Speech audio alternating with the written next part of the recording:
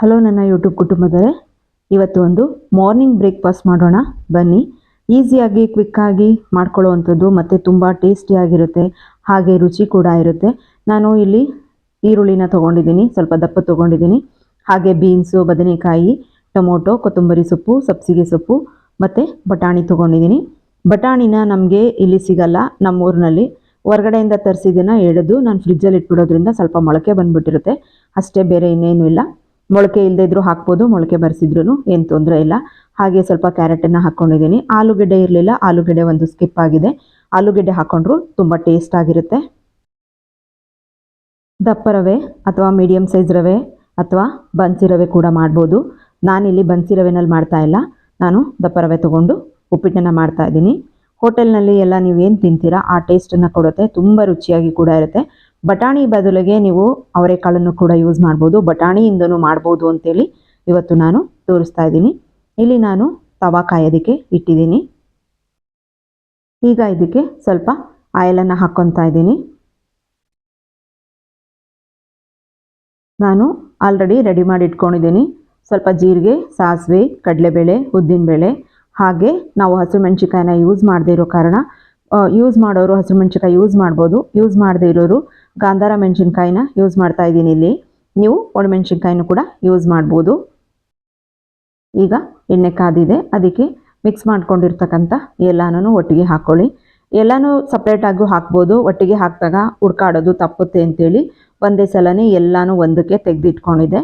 ಅದಷ್ಟನ್ನು ಕೂಡ ಒಟ್ಟಿಗೆ ಹಾಕ್ತಾ ಇದ್ದೀನಿ. ಇಲ್ಲಿ ನಾನು ನೋಡಿ ಈ ರೀತಿಯಾಗಿ ಹಾಕ್ಕೊಂಡು, ನಮ್ಮ ಮಧ್ಯದ್ದು ತವಾ ಮೇಲಿದೆ, ಸೈಡಲ್ಲೆಲ್ಲ ಹುಬ್ದಂಗಿದೆ, ಸೈಡಲ್ಲೆಲ್ಲ ಹಳ್ಳ ಥರ ಇದೆ, ಹಾಗಾಗಿ ಸೈಡಲ್ಲೇ ಆಯಿಲ್ ನಿಂತಿದೆ. ಈಗ ಅದು ಸ್ವಲ್ಪ ಸಾಸಿವೆ ಎಲ್ಲ ಸಿಡಿದ ಮೇಲೆ ಈರುಳ್ಳಿನ ಹಾಕ್ಕೊಳ್ಳಿ. ಉದ್ದಿನಬೇಳೆ ಎಲ್ಲ ಕಪ್ಪಾಗೋವರೆಗೂ ಅಥವಾ ಬ್ರೌನಿಷ್ ಬರೋವರೆಗೂ ಕಾಯೋದಕ್ಕೆ ಹೋಗಬೇಡಿ. ನಾವು ಈರುಳ್ಳಿ ಫ್ರೈ ಮಾಡುವಾಗಲೇ ಅದು ಕೂಡ ಫ್ರೈ ಆಗಿಬಿಡುತ್ತೆ.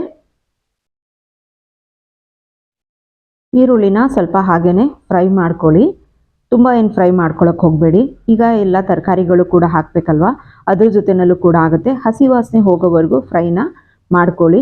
ಒಂದು ಮೆಥಡಲ್ಲಿ ಮಾಡಿದಾಗ ತುಂಬಾ ಟೇಸ್ಟ್ ಕೊಡುತ್ತೆ, ಎಲ್ಲರೂ ಇಷ್ಟಪಟ್ಟು ತಿಂತಾರೆ. ಎಷ್ಟೋ ಮನೆಗಳಲ್ಲಿ ಉಪ್ಪಿಟ್ಟು ಅಂದರೆ ಮೂಗು ಮುರಿಯೋರಿದ್ದಾರೆ. ಖಂಡಿತ ಈ ರೀತಿಯಾಗಿ ಮಾಡ್ಕೊಳ್ಳಿ, ಎಲ್ಲರೂ ಇಷ್ಟಪಟ್ಟು ಉಪ್ಪಿಟ್ಟನ್ನು ತಿಂತಾರೆ. ಯಾರು ಉಪ್ಪಿಟ್ಟ ಬೇಡಪ್ಪ ನನಗೆ ಅಂದ್ಕೊಂಡು ಓಡೋಗೋ ಅಂಥವ್ರು ಯಾರೂ ಇರಲ್ಲ. ಒಂಥರ ವೆಜಿಟೇಬಲ್ ಪಲಾವ್ ಥರ ಅನಿಸ್ತಿರುತ್ತೆ. ಈ ರೀತಿಯಾಗಿ ಉಪ್ಪಿಟ್ಟನ್ನು ಮಾಡಿ ನೋಡಿ, ಎಲ್ಲರೂ ಇಷ್ಟಪಟ್ಟು ಖಂಡಿತ ತಿಂತಾರೆ. ಎಲ್ಲ ತರಕಾರಿಗಳನ್ನೂ ನಾನು ಒಟ್ಟಿಗೆ ಹಾಕ್ಕೊಂಡಿದ್ದೀನಿ, ನೀವು ಸಪ್ರೇಟಾಗೂ ಹಾಕ್ಬೋದು. ಈ ಎಲ್ಲ ಒಟ್ಟಿಗೆ ಹಾಕ್ಕೊಳ್ಳೋದ್ರಿಂದ ಫ್ರೈ ಮಾಡೋದಕ್ಕೂ ಈಸಿ ಆಗುತ್ತೆ ಅಂತೇಳಿ ನಾನು ಎಲ್ಲನೂ ಒಟ್ಟಿಗೆ ಹಾಕ್ಕೊಂಡೆ. ಮತ್ತು ನೀವು ಜಾಸ್ತಿ ಜನ ಇದ್ದು ಅಥವಾ ಜಾಸ್ತಿ ಮಾಡೋರಿದ್ರೂ ಕೂಡ ಎಲ್ಲನೂ ನೀವು ಜಾಸ್ತಿನ ಮಾಡ್ಕೋಬೋದು. ನಾನು ಇಲ್ಲಿ ಮಾಡ್ತಾ ಇರೋದು ಉಪ್ಪಿಟ್ಟು ಇಬ್ಬರಿಗೆ ಆಗೋಷ್ಟು ಉಪ್ಪಿಟ್ಟನ್ನು ಮಾಡ್ತಾ ಇದ್ದೀನಿ. ನೀವು ಜಾಸ್ತಿ ಜನ ಇತ್ತು ಅಂದರೆ ಮಾಡ್ಕೋಬೋದು, ಅಥವಾ ಕಡಿಮೆ ಒಬ್ಬರಿಗೆ ಮಾಡ್ಕೋತೀನಿ ಅಂದರೆ ಇದರಲ್ಲಿ ಕ್ವಾಂಟಿಟಿನ ಕಡಿಮೆ ಮಾಡಿಕೊಂಡು ಮಾಡ್ಕೋಬೋದು. ನೀವೆಷ್ಟು ನೋಡಿಕೊಂಡು ಮಾಡ್ಕೊಳ್ಳಿ. ಈಗ ಟೊಮೊಟೊನ ಹಾಕೋತಾ ಇದ್ದೀನಿ. ಟೊಮೊಟೊನ ಬೇಕಾದರೆ ಸ್ಕಿಪ್ ಮಾಡ್ಬೋದು, ಲೆಮನ್ ಕೂಡ ಹಾಕೋಬೋದು, ಆದರೆ ಲೆಮನ್ನ ಇವಾಗ ಹಾಕಬಾರ್ದು, ಲಾಸ್ಟ್ನಲ್ಲಿ ಹಾಕ್ಕೋಬೇಕು. ಈಗ ಕರ್ಬೇವಿನ ಸೊಪ್ಪನ್ನು ಹಾಕ್ತಾ ಇದ್ದೀನಿ. ಒಗ್ಗರಣೆಗೆ ಕರ್ಬೇವಿನ ಸೊಪ್ಪನ್ನು ಹಾಕಿಬಿಟ್ರೆ ಅದು ಫುಲ್ ಫ್ರೈ ಆಗುತ್ತೆ, ತಿನ್ನೋದಕ್ಕೆ ಇಷ್ಟ ಆಗಲ್ಲ. ಆ ಫ್ಲೇವರ್ ಕೂಡ ಹೋಗಿ ಕಹಿ ಕಹಿ ಅನಿಸ್ತಿರುತ್ತೆ. ಲಾಸ್ಟಲ್ಲಿ ಈ ರೀತಿಯಾಗಿ ಫ್ರೈ ಮಾಡುವಾಗ ಹಾಕ್ಕೊಂಡ್ರೆ ಕರ್ಬೇವಿನ ಸೊಪ್ಪು ತುಂಬ ಟೇಸ್ಟ್ ಕೊಡುತ್ತೆ, ಚೆನ್ನಾಗೂ ಇರುತ್ತೆ ಮತ್ತು ತಿನ್ನೋದಕ್ಕೂ ಇಷ್ಟ ಆಗುತ್ತೆ. ಆ ಕಾರಣಕ್ಕೋಸ್ಕರ ನಾನು ಯಾವುದೇ ಒಂದು ಒಗ್ಗರಣೆ ಮಾಡಬೇಕಾದ್ರೆ ನಾನು ಸ್ವಲ್ಪ ಲೇಟಾಗೇ ಕರ್ಬೇವಿನ ಸೊಪ್ಪನ್ನು ಹಾಕ್ಕೊತೀನಿ. ಸಬ್ಸಿಗೆ ಸೊಪ್ಪನ್ನು ಒಗ್ಗರಣೆಗೆ ಹಾಕ್ಕೊಳ್ಳೋದನ್ನು ಮರ್ತಿದ್ದೆ ನಾನು. ಇವಾಗ ಸಬ್ಸಿಗೆ ಸೊಪ್ಪನ್ನು ಸೇರಿಸ್ಕೊತಾ ಇದ್ದೀನಿ. ಕೊತ್ತಂಬರಿ ಸೊಪ್ಪು ಪಕ್ಕನೇ ಇತ್ತಲ್ಲ, ಹಾಗಾಗಿ ಸ್ವಲ್ಪ ಮರೆತೆ. ಒಗ್ಗರಣೆಗೂ ಬೇಕಾದರೆ ಹಾಕ್ಕೋಬೋದು, ಬೇಯುವಾಗಲೂ ಕೂಡ ಹಾಕ್ಕೋಬೋದು.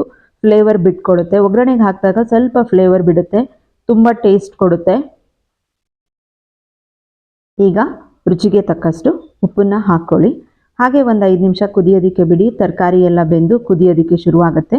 ನೋಡಿ ಈಗ ಕುದೀತಾ ಇದೆ. ಈಗ ನಾನು ರವೆನ ಹಾಕ್ಕೊತಾ ಇದ್ದೀನಿ. ನಾನು ಹಾಕ್ಕೊಂಡಿದ್ದ ರೀತಿಯಲ್ಲಿ ನೀವು ರವೆನ ಹಾಕೋದಕ್ಕೆ ಹೋಗಬೇಡಿ.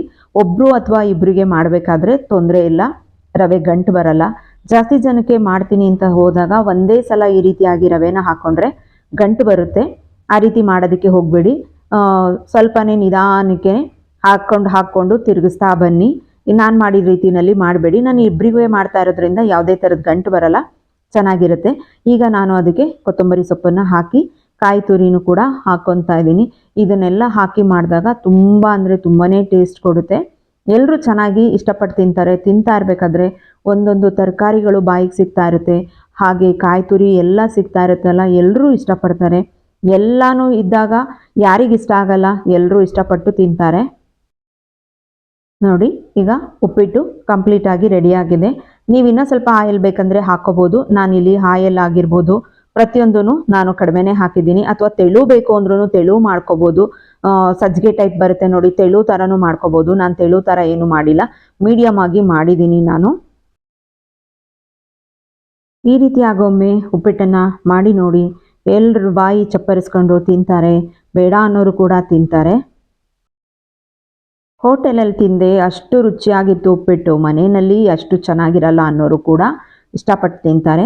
ನೋಡಿ, ಬಿಸಿ ಬಿಸಿಯಾದ ಹೋಟೆಲ್ಲು ಹಾಗೆ ಮದುವೆ ಮನೆಯಲ್ಲಿ ರುಚಿ ಕೊಡೋವಂಥ ಉಪ್ಪಿಟ್ಟು ಮನೆಯಲ್ಲೇ ರೆಡಿಯಾಗಿದೆ. ಯಾರೆಲ್ಲ ಉಪ್ಪಿಟ್ಟು ಅಂತ ಮೂಗು ಮುರಿತಾರೆ ಅವರಿಗೆಲ್ಲ ಈ ರೀತಿಯಾಗಿ ಒಮ್ಮೆ ಉಪ್ಪಿಟ್ಟನ್ನು ಮಾಡಿ ತಿನ್ನಿಸಿ, ಆವಾಗ ಅವ್ರು ಹೇಳ್ತಾರೆ, ವಾವ್ ಸೂಪರ್ ಇದೆ ಅಂತೇಳಿ. ಯಾರಿಗೆಲ್ಲ ಕ್ವಿಕ್ಕಾಗಿ ಈಸಿಯಾಗಿ ಮಾರ್ನಿಂಗ್ ಬ್ರೇಕ್ಫಾಸ್ಟ್ ಈ ಉಪ್ಪಿಟ್ಟು ಇಷ್ಟ ಆಯಿತು, ವಿಡಿಯೋ ಪೂರ್ತಿ ನೋಡಿ, ಹಾಗೆ ಲೈಕ್ ಕೊಡಿ. ಇಷ್ಟ ಆಯಿತು ಅಂದರೆ ನಿಮ್ಮ ಫ್ರೆಂಡ್ಸ್ ಆ್ಯಂಡ್ ಫ್ಯಾಮಿಲಿಗೆ ಶೇರ್ ಮಾಡಿ ಅಂತ ಕೇಳ್ಕೊಳ್ತಾ, thank you for watching. Bye bye, take care. ಮತ್ತೆ ನಾನು ನೆಕ್ಸ್ಟ್ ವಿಡಿಯೋಂದಿಗೆ ನಿಮ್ಮ ಮುಂದೆ ಬರ್ತೀನಿ.